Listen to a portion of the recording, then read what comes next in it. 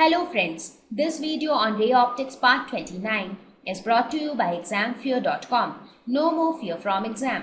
Please make sure that you have watched all the videos till part 28 before going ahead with part 29. Now let us look at the sign convention for lens. I will just show you 4 scenarios which will clear out the concept for the convention which we follow regarding sign in case of a lens. So let us first look at a convex lens. So this is a convex lens. Let us suppose we have an object here. This is my optical center O. So a ray of light from the object, after refraction, it goes and cuts it here. So here we get the image, right? So now what would be the sign for image, object distance, image distance, focal length and radius of curvatures? So what will be the image distance? Object distance. The object lies towards the left. That means this is the direction of the incident ray. So the incident ray is moving in this direction, right? So we are measuring the distance of the object from optical center, which is in this direction. So it is opposite to the direction of incident ray. So it would be negative. What about the image distance? Image distance we are measuring towards this direction, which is along the same direction as incident ray. So it would be positive. What would be the focus? Focus, when we talk about the second focal point. That means the point where the ray of light converge after refraction. So we saw that in case of a convex lens, the ray of light, this is how it happens. In case of a convex lens, the ray of light after refraction, they meet at this point. So the focal point lies along this direction. So the focal point will be positive. What would be R1? Let us assume this is 1, this surface is 2. So R1 is the radius for this spherical surface. So its radius will lie somewhere on this side. Similarly, R2 will lie somewhere on this side, right? So R1 would be positive and R2 would be negative. Correct? Okay. So now let us look at a concave lens. So in case of concave lens also, let us assume this surface as surface 1, this as surface 2. Let us say this is some object O. A ray of light falls on this lens and then it gets diverged, right? So the point where it virtually meets the principal axis, the image is formed there, right? So in this case, what happens? U, V, F, R1 and R2. So in this case, the object distance. So here also the direction of incident ray is this. So U is opposite to the direction of incident ray, so negative. V is again opposite to the direction of incident ray, so negative. Focus. What happens in case of a concave mirror? In case of a concave mirror, ray of light parallel gets diverged, but they seem to meet at this point. So the focus lie on the left hand side. So the focus in case of a convex lens is concave lens is again negative. What about R1?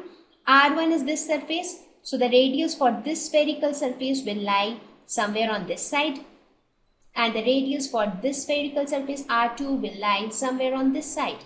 So here R1 is negative and R2 is positive. Right? So here I am just giving you the sign convention for different types of lenses so that you do not get confused while solving problems. Now let us look at a convex lens again, such that the ray of light that is coming from some infinite object. So let us suppose some ray of light is coming this way. It falls on the lens and after refraction, it meets the principal axis here. So in this case, where is the object? We join it virtually and we see that it looks like that the object would have been somewhere here. So in this case, what would be the sign convention? U, V, F, R1 and R2. In this case, the distance of the object is located on this side, so it would be positive, because here also the direction of the incident ray is this. Distance of the image is again positive. Focal length is positive. R1, if we call this as 1 and this as 2, so R1 will be positive and R2 will be negative, right? Because R2 will lie somewhere here and R1 will lie somewhere here, right? Okay, now let us look at this convex concave lens. Here, this is a concave surface and this is a convex surface, right? So let us look at this convex concave lens, convexo concave lens. Okay, so in this case, let us assume that the object lies somewhere here. So what happens when the ray goes here? It gets diverted in this way. So we can extrapolate it and we can say that an image will be formed somewhere here. So in this case, what would be the sign convention for each of these values? What is U? The direction of incident ray is the same. So U will be negative. V will also be negative. What would be focal length in this case? Because it is neither a convex lens nor a concave lens. But if you look at it, the radius of curvature of the convex lens will lie in this direction. Similarly, the radius of curvature of the concave lens will also lie somewhere around this direction. Let me call this as 1, this as 2. So if this is R1, this should be R2. So R1 is greater than R2, right? Both are positive. So R1 and R2 both are positive, and if we see R1 is greater than R2, so that means the convex lens is dominating here, right? Because it has more radius of curvature. So what will happen when the parallel rays of light will come here, instead of diverging, they will get converged at a point.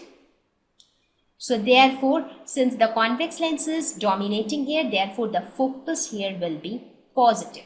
But if the concave lens would have had greater radius of curvature, in that case, the focal length would have been negative.